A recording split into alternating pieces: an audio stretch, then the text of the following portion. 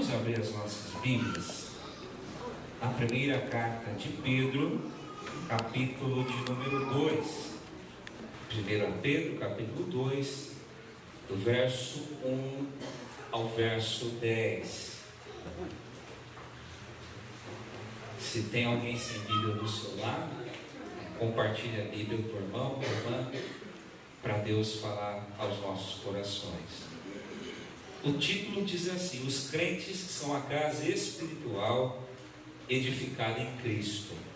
E aí o apóstolo Pedro começa no verso 1 dizendo assim: despojando-vos, portanto, de toda maldade e dolo, de hipocrisias e invejas e de toda sorte de maledicências, desejai ardentemente, como crianças recém-nascidas, o genuíno leite espiritual, para que por ele vos seja dado crescimento para a salvação, se é que já tendes a experiência de que o Senhor é bondoso, chegando-vos para ele a pedra que vive, rejeitada sim pelos homens, mas para Deus eleita e preciosa.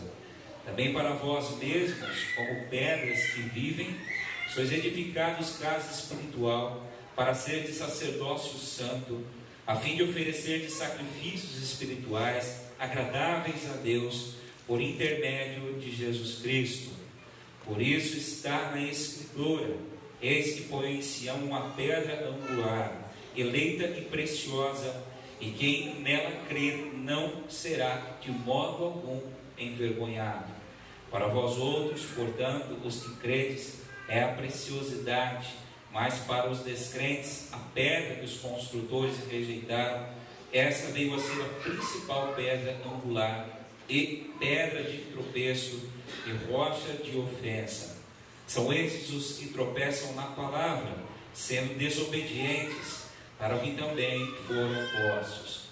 Vós, porém, sois raça eleita, sacerdócio real, nação santa, povo de propriedade exclusiva de Deus, a fim de proclamardes as virtudes daquele que vos chamou das trevas para a sua maravilhosa luz. Vós, sim, que antes não erais povo, mas agora sois povo de Deus, que não tinhas alcançado misericórdia, mas agora alcançaste misericórdia. Queria que você olhasse mais uma vez, com muito carinho, para o verso de número 9.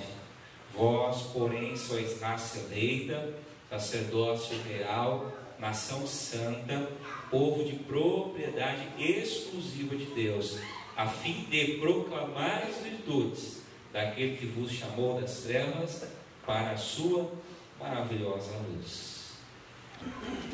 Põe de novo o tema da nossa mensagem de hoje: é o sacerdócio universal dos crentes, ou o sacerdócio universal de todos os santos. Nós vamos tentar daqui por diante elaborar uma série de mensagens sugeridas neste processo de uma possível implantação dos grupos de comunhão, de evangelismo, ou as células, como queira chamar. Então nós vamos começar por um dos pilares desse movimento, dessa proposta, que é a doutrina do sacerdócio universal de todos os santos. É uma coisa até bonita de falar, mas o que é o sacerdócio universal de todos os crentes? E hoje nós vamos aprender baseado nesse texto. Nós estamos vivendo esse momento desafiador dessa proposta de instrumentalizar a igreja com células. Eu penso que é desafiador, porque isso exige muito de forma pessoal, de forma coletiva. Isso exige um desmontar e remontar de muitos conceitos, de muitas coisas que nós pensamos a respeito da igreja, a respeito do que é evangelização, a respeito do relacionamento com Deus, com a igreja, com o próximo. E desmontar e montar é um processo sempre muito doloroso. Por isso, eu creio que não é uma caminhada fácil, é uma caminhada de grandes desafios. Mas eu convido você a se perguntar: por que célula? E nós vamos tentar responder e vincular ao sacerdócio universal. Antes de dar seguimento, Eu quero definir, talvez você que não esteve presente na escola bíblica dominical, ou esteve, mas não se lembra, dois conceitos, duas definições bem simples do que é célula, tiradas da própria revista da escola dominical, impressa pela casa publicadora Pendão Real, a editora da nossa igreja. Então, o que é célula? Célula é a igreja que se reúne aos domingos dos cultos, de celebração, e durante a semana nas casas. Por isso está lá aquele sofá, a ideia de um lar, de um lugar que você compartilha para receber outros. Da celebração e na semana nas casas, com o objetivo de evangelizar, confraternizar, edificar e servir. É uma definição do que é célula. Uma outra definição, tirada de um livro chamado Alcançar a Cidade, da editora Vida Nova, do editor Newman Michael. É um grupo de até 15 pessoas que se reúnem regularmente para cumprir os mandamentos das Escrituras, de amar uns aos outros, estando ao mesmo tempo interligados a uma igreja local, mas com um olhar voltado para o mundo. Depois eu vou publicar isso aqui lá no WhatsApp da igreja. Então, uma boa definição: um grupo não muito grande, de 6, 8, no máximo a 15 pessoas, com o intuito de compartilhar a vida, compartilhar a fé, de compartilhar suas experiências com Deus, de edificar, de consolar, de ensinar e principalmente de evangelizar. Então, olhando essa definição, por que célula? Primeiro, meus irmãos, eu diria que a principal razão, ou uma das, é que ao olharmos o Novo Testamento, é notório, é evidente que a igreja precisa se mobilizar para fazer a grande colheita. No Evangelho de João, no capítulo 4, quando Jesus se encontra com a mulher samaritana, e ele fica a sós conversando com ela propositalmente, e manda os discípulos ir à vila samaritana comprar comida, e quando os discípulos voltam, oferecem a comida comprada, adquirida a Jesus, Jesus diz: eu não quero comer. E eles dizem: será que porventura, neste meio tempo, alguém passou aqui e deu comida para Jesus? E Jesus responde para eles: eu tenho uma fome que vocês não têm, fazer a vontade do Pai. Eu tenho uma comida que vocês não querem comer, fazer a vontade do Pai. Vocês dizem que é daqui a algum tempo que os campos vão estar prontos, mas eu digo para vocês: levantem os olhos, abram os olhos, vejam os campos, já estão brancos. Irmãos, quando nós olhamos o Novo Testamento, há um certo senso de urgência no que diz respeito à mobilização da igreja para a grande colheita. O tempo urge, vidas estão se perdendo, o mundo clama por uma luz que se acenda na escuridão, as pessoas estão confusas, perdidas, as famílias estão sucateadas, a sociedade está sucateada, e nunca talvez nós tivemos tanta oportunidade de falar do Evangelho para as pessoas. As pessoas estão sedentas pelo Evangelho, querem ouvir o Evangelho, e se desarmaram para ouvir o Evangelho. Então, por que célula? Porque célula é uma forma sistemática de nós nos prepararmos, nos posicionarmos para fazer a colheita. Você não vai fazer a colheita participando da igreja a 1h30 no culto dominical, domingo à noite, 1h30 durante a escola bíblica dominical. Você não faz a grande colheita aqui e agora. Nós fazemos a grande colheita lá fora, de segunda a domingo, de segunda a sábado, melhor dizendo. Por isso a proposta da célula, que a igreja multiplique-se na cidade, para que a gente crie uma rede, para que ninguém se perca nessa grande colheita. Por que célula? Porque a palavra ensina enfaticamente que a vida cristã precisa se desenvolver além dessas paredes. A vida cristã precisa ir para além da esfera do cultico, do encontro religioso, para além da multidão religiosa. Vida em comunidade é projeto de Deus para o seu povo. O próprio Deus é Deus comunitário. Deus Pai, Deus Filho, Deus Espírito Santo, que vive num eterno relacionamento de amor. Por isso, qualquer conceito de vida em comunidade que não passe por relacionamentos é algo às avessas do que é o próprio Deus. Deus é 3 em 1, que se relaciona eternamente num laço infinito de amor, de graça e de misericórdia. Por isso, meu irmão, essa é a proposta da célula, que você tenha um espaço, um ambiente onde você se sinta seguro, acomodado, aconchegado, para suprir as suas necessidades emocionais. Um lugar para que você confesse os seus temores, os seus medos, um lugar que supra a impessoalidade da grande multidão. A grande multidão é impessoal. Aqui você ouve, mas você não compartilha comigo. Você leva algo, mas você não deixa algo. E a proposta da célula então é esse momento, para que você compartilhe vida, compartilhe o ouvido, compartilhe o coração, compartilhe um pouco do que Deus colocou na sua vida, compartilhe o que Deus tem fazendo, e você não vai, eu tenho certeza absoluta, desenvolver vínculos de relacionamento sentado nos bancos da igreja 1h30 por domingo. Aqui você pode fazer muitas coisas, mas você não vai conseguir desenvolver vínculos de amizade aos domingos apenas. Por isso essa é a proposta da célula, que você saia daqui e que nós nos relacionemos fora daqui, que os relacionamentos se expandam, cresçam, imitando o próprio Jesus. Jesus gastou 49% do seu tempo em relacionamento tete a tete com os seus discípulos.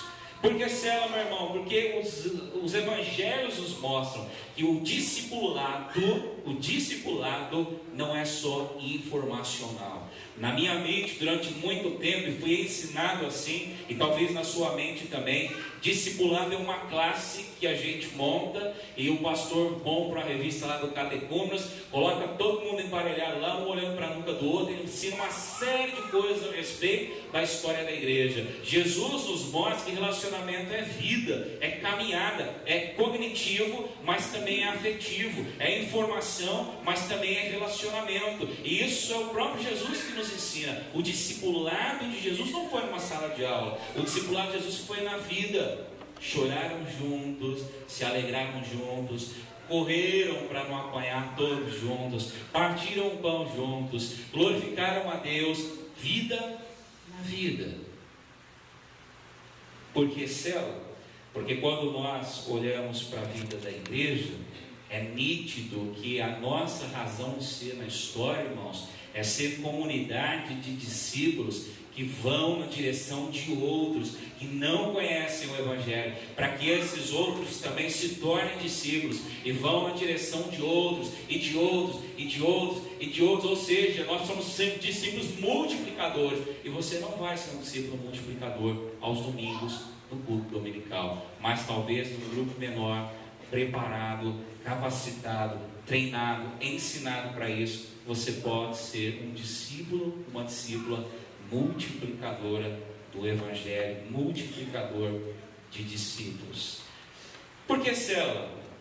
Eu diria que nós fazemos isso não por inchaço, não por modismo, mas além disso que eu já disse, principalmente pelos valores aos quais a célula, o grupo pequeno, está fundamentado. E um dos principais valores, deixa lá a imagem, é o sacerdócio universal de todos os crentes. Há valores que a célula propõe, que o modelo de igreja celular propõe, que são bíblicos, e sem esses valores a igreja não vai poder caminhar de forma vitoriosa. Meus amados irmãos, o que é o sacerdócio universal de todos os crentes? Esse é um dos pilares da célula, sacerdócio universal de todos os crentes. O que a Bíblia quer dizer quando ela diz que você é sacerdote?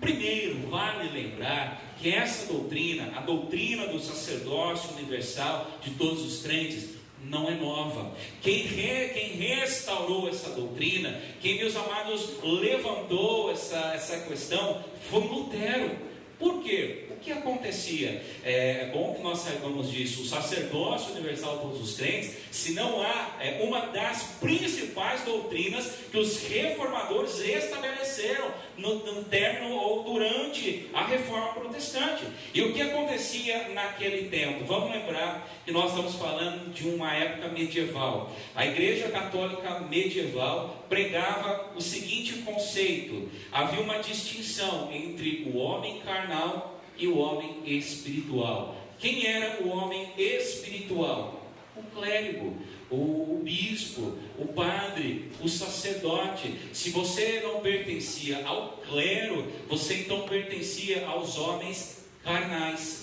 E a igreja então, meus irmãos, reivindicava para o clero uma espécie de privilégio. O clero era visto então na igreja medieval, chegou a ser visto, considerado como mediador da salvação dos fiéis, como mediador daquilo que Cristo fez na cruz pelos fiéis. O que a igreja dizia? Sem os sacramentos ministrados pelo sacerdote, sem a confissão, sem a Eucaristia, sem a bênção do sacerdote, você não pode se achegar a Deus. Então chegou-se ao absurdo de o clero assumir o lugar de Cristo. O clero se tornou intercessor. Você não tinha salvação sem o clero, sem a igreja e sem os sacramentos. Mas quando Lutero é surpreendido pelas Escrituras, e ele lê a palavra de Deus, e ele descobre que a salvação é pela graça, mediante a fé, ele descobre então que o homem pode se achegar por intermédio de Jesus Cristo diante de Deus.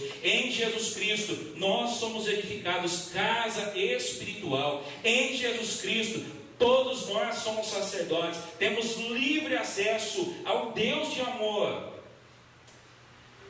Lutero chegou à conclusão bíblica de que todos os cristãos, irmãos, são sacerdotes. Não existe uma caste especial que vai ministrar salvação sobre os demais.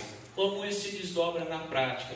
Muito simples. Cada cristão pode chegar diretamente diante de Deus por intermédio de Jesus Cristo. Cada cristão pode e deve orar por si e orar pelos outros. Cada cristão pode e deve pregar o Evangelho, anunciar o Evangelho. Cada cristão, meu irmão, pode e deve ministrar aos seus irmãos conselhos, exortações, orar junto, caminhar, discipular, edificar uns aos outros. Cada cristão, irmãos, pode e deve oferecer sacrifícios espirituais a Deus, louvores, orações, culto público. O que Lutero não estava dizendo é que nós não podemos, ou a igreja não deve ter ministérios distintos na igreja, pastores, presbíteros, diáconos. Deus levanta dentro da igreja homens e mulheres com dons específicos, mas a função de pastores, presbíteros, diáconos, de docentes na igreja é preparar todo o corpo, para que todo o corpo ministre, para que todo o corpo, todo crente se levante como um anunciador, para que todo crente saiba orar, saiba ministrar, saiba interceder, saiba anunciar o Evangelho. E aonde que Lutero baseou isso? Nesse texto que a gente leu essa noite. E esse texto talvez seja um dos textos mais lindos de todo o Novo Testamento. E hoje eu quero fazer um pouco diferente. Ao invés de seguir em tópicos, eu quero observar com você de forma expositiva, em blocos de versículo ou versículo por versículo. Olha de novo na sua Bíblia. Que texto glorioso!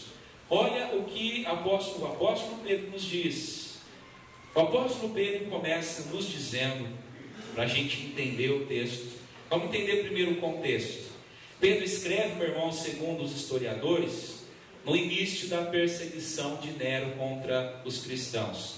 Eusébio de Cesareia, um historiador dos tempos apostólicos, escreve em um livro muito maravilhoso, chamado História dos Judeus, que quando Nero iniciou a sua perseguição, faltou madeira em Roma para crucificar os cristãos. Os cristãos eram colocados na cruz, eram embebidos em óleo, e durante a noite se ateava fogo àqueles homens, mulheres, crianças que estavam crucificados, para que eles servissem de tocha para iluminar a cidade de Roma.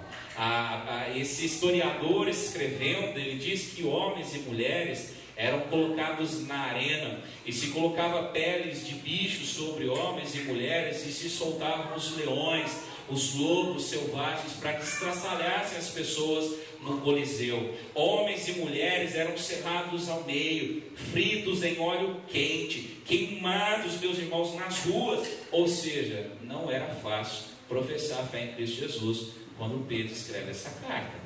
Não era fácil ser crente quando Pedro se dirige aos cristãos.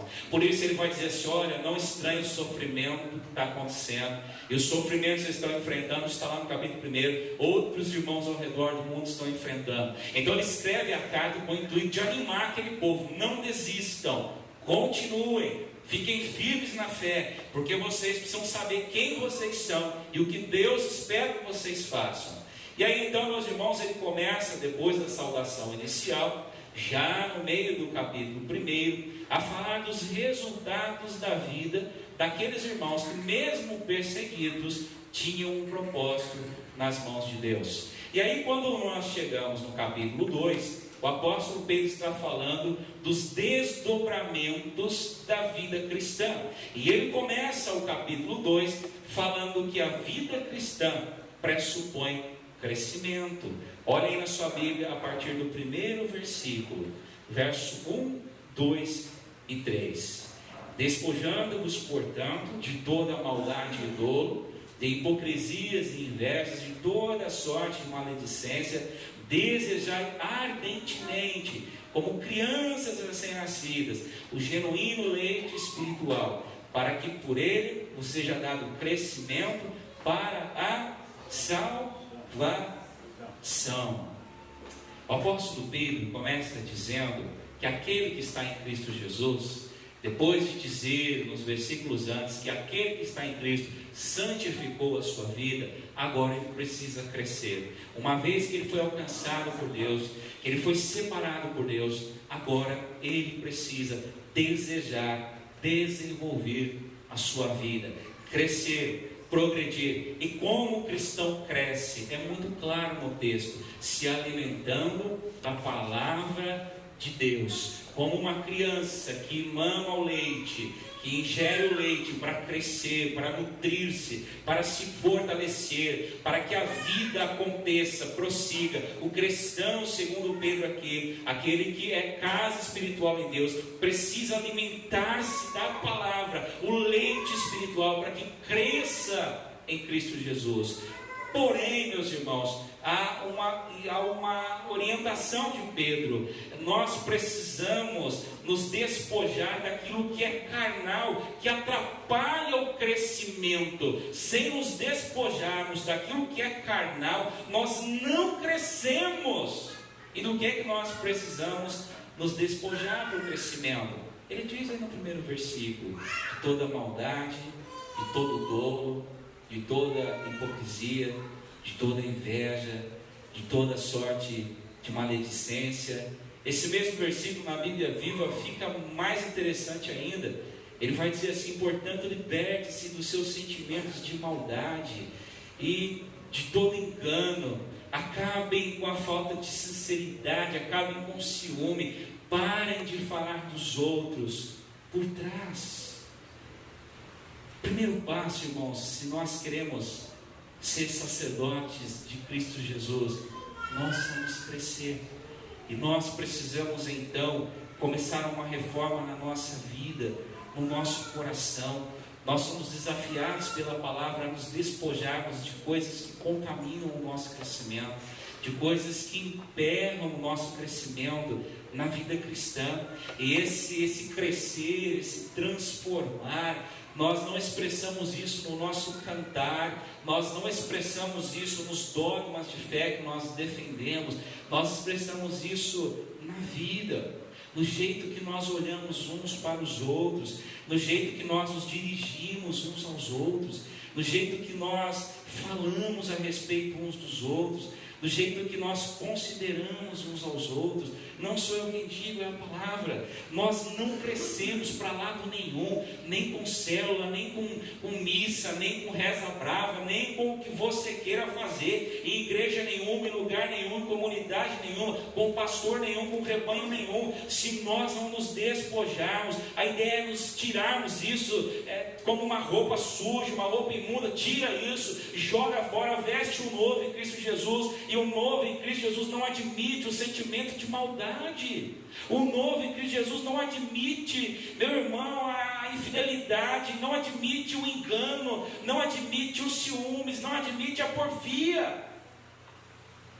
Porque quando essas coisas existem na igreja. Quem perde é o reino de Deus. Não é a igreja que perde, não é o pastor que perde, não é o membro, é o reino de Deus que perde, irmãos.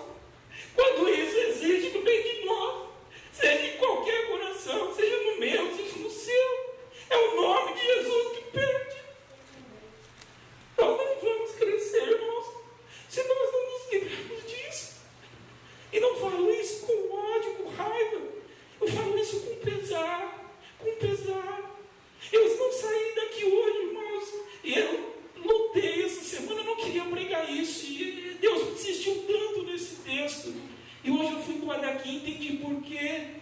Meus irmãos, nós estamos tão rasos, nós estamos tão na beirada, nós precisamos ir mais adiante na vida cristã, irmãos.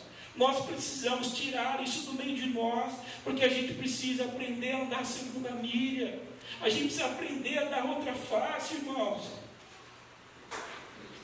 A gente precisa tirar essas coisas, para que o Evangelho faça a gente crescer como pessoas, como seres humanos.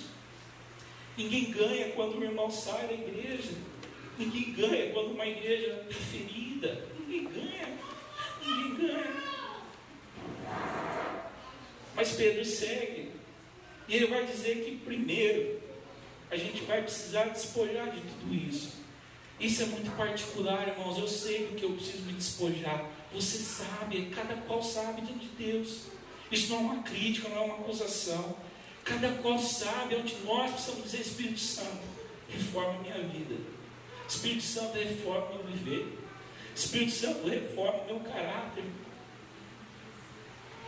Mais importante, irmãos, do que a gente ganhar discussões, mais importante do que ter a razão, ter a palavra final, é a gente crescer em Cristo Jesus. É a gente crescer em Cristo Jesus. É o mais importante. O mais importante. Se nós fizermos célula na igreja hoje, nós não vamos fazer célula. Nós vamos fazer times, grupos que vão se degladiar até a morte. Porque a gente precisa despojar de muita coisa no nosso coração. De muita coisa no nosso coração. Mas a segunda coisa que Pedro vai falar para nós, primeiro dessa necessidade da gente despojar, para a gente crescer, para a gente deixar essas coisas da carnalidade, do carnal, do velho homem de lado, para a gente cavar um buraco e enterrar isso lá e sepultar em nome de Jesus e nunca mais desenterrar isso de lá, nunca mais. Porque aqui que está em Cristo precisa ser nova criatura, as coisas velhas têm que morrer, ser enterradas e deixadas lá enterradas. E uma vez que nós nos despojamos, agora Pedro vai dizer aonde nós estamos fundamentados. Isso é lindo, isso é maravilhoso, porque isso foi oferecido à igreja. Olha aí no verso 4: chegando-vos para ele. Olha que anúncio glorioso. A pedra que vive, rejeitada, sim pelos homens, mas para com Deus ela é eleita, ela é preciosa. E Pedro está falando de Cristo. Também vós mesmos, como pedras que vivem, sois edificados casa espiritual, para seres o que, irmãos? Escrito aí, sacerdócio santo. Para quê? A fim de oferecer sacrifícios espirituais agradáveis a Deus, por intermédio de Jesus Cristo. O que o apóstolo Pedro está dizendo? Que diferente do que aconteceu no Antigo Testamento, onde o templo foi de tijolos, de madeira, de pedras preciosas, agora em Cristo Jesus, o templo que Deus faz é espiritual. O templo é você. Deus habita agora em você. Deus não habita mais naquele templo que foi erguido por Salomão. Deus não habita mais em cima da Arca da Aliança. Deus não habita mais no tabernáculo como foi no templo do deserto. Mas o templo agora que Deus ergueu é templo vivo, é templo que respira, é templo que sente, é templo que se move, é templo que anda, é templo que vive. Você agora é casa espiritual. E interessante, isso acontece por intermédio de Jesus. A pedra angular é o próprio Cristo. A pedra que os próprios judeus, os próprios patrícios de Cristo rejeitaram. Esse que foi rejeitado se tornou a base na qual Deus edificou esse corpo chamado igreja. E aí então, Pedro segue mais um pouco, e isso fica cada vez mais lindo. Primeiro a gente despoja das coisas carnais, depois a gente cresce. E uma vez crescendo, nós lembramos aonde estamos edificados. Somos agora edifício espiritual, casa espiritual. E isso acontece então para uma finalidade. Verso 9. E para mim um dos versículos mais lindos do Novo Testamento. Vós, porém, sois raça eleita, sacerdócio real, nação santa, povo de propriedade exclusiva de Deus, a fim de proclamar, anunciar, compartilhar, repartir as virtudes, falar as virtudes daquele que chamou vocês das trevas para a maravilhosa luz. O que aconteceu? Pedro está dizendo aqui que o privilégio daqueles da antiga aliança foi passado a você. O privilégio de Israel, o povo da aliança, era oferecer sacrifício a Deus, era orar ao Senhor, era anunciar a glória do Senhor. Isso foi tirado deles e foi entregue nas suas mãos em Cristo Jesus. Isso foi tirado daqueles que rejeitaram, e como um privilégio, um presente, uma dádiva, uma graça, foi entregue nas suas mãos, nas minhas mãos. Então, meus irmãos, isso significa que todos nós, agora fundamentados em Cristo Jesus, templo vivo de Deus, nós anunciamos, nós pregamos, nós ministramos, nós louvamos, nós oramos uns pelos outros.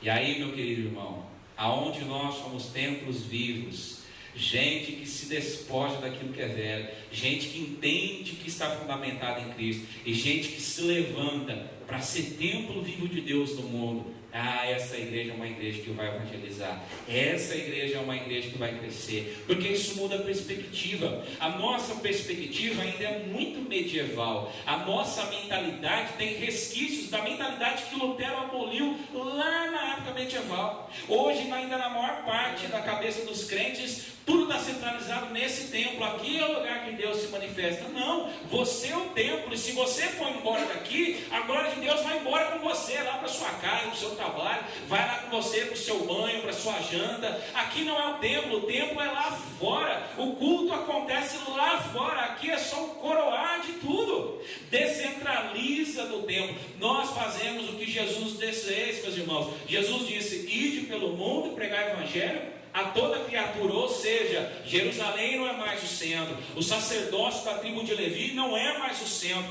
Vocês são sacerdotes, todo lugar é lugar de culto, todo dia é dia de culto, a todo momento vocês falam de mim, me cultuam e me adoram. Quando a gente entende isso, a gente faz um outro equívoco. Não é responsabilidade do ministro profissional evangelizar, pregar, fazer discípulo. A minha responsabilidade é equipar você com os dons e talentos que Deus me deu, para que você se levante e juntos nós façamos outros discípulos de Jesus. E aí a grande pergunta: nós vamos permanecer presos à ideia de que o templo é aqui e de que o sacerdote profissional vai ter essa responsabilidade? Ou nós vamos dizer: Senhor, eu sei que em Cristo Jesus eu sou templo vivo, então eu quero ir para o mundo, eu quero anunciar no mundo que o Senhor é um Deus que nos fundamenta em Cristo Jesus. A pergunta é: nós vamos continuar sentados como aquela foto ali? É um monte de gente assim, com as suas mãozinhas, né, com as suas biblinhas, esperando sempre receber. Ou nós vamos nos levantar e vamos dizer: Senhor, eu entendi, eu sou sacerdote, eu sou ungido em Cristo. Senhor, eu sou ungida em Cristo. Senhor, o Espírito Santo me equipou. Sai da frente que ninguém me segura. Eu quero anunciar, Senhor, eu quero orar, eu quero compartilhar, eu quero falar, eu quero cuidar, eu quero em todas as direções, Senhor, colorindo a vida das pessoas. Eu quero em todas as direções, Senhor, sendo o sacerdote que oferece esse sacrifício, que louva, que canta, que adora, que fala do Senhor Jesus. Então, meu irmão, concluindo, a proposta da célula, então, é que se crie um ambiente onde você não só fique sentado no culto, recebendo, mas que você seja sacerdote. Um ambiente onde você receba o seu vizinho não crente e ministre sobre a vida dele. Receba o seu cunhado não crente, corintiano, que hoje festejou, né? Soltou o rojão lá perto da casa do Alonso, né? Que fez, que bordou, que ele sente lá do seu lado. E você, como sacerdote em Cristo Jesus, ministre sobre a vida dele. Essa é a proposta. E não é nada novo, é algo bíblico que nós esquecemos, que nós fomos na contramão, que nós deixamos de fazer. E quando nós deixamos de fazer, a igreja fica estagnada. Então o que nós precisamos ressuscitar são doutrinas de valores eternos e imutáveis que vão fazer falta na nossa caminhada. Então que a partir de hoje você pense com carinho. Não seja um membro do banco, seja um sacerdote em Cristo Jesus. Não seja um presbiteriano, seja um sacerdote em Cristo Jesus. Não seja um pastor consagrado no ministério da palavra do sacramento, seja um sacerdote. Não seja um músico, seja um sacerdote. Não seja diaconisa, seja sacerdote. Não seja presbítero somente, não seja um tesoureiro, não seja o professor do jovem, das crianças. Seja sacerdote, sacerdotisa, firmado na pedra angular em Cristo Jesus. Que Deus assim nos abençoe e nos conduza para que cada um de vocês, irmãos, cada um de nós desenvolva o nosso sacerdócio em Cristo Jesus. Amém.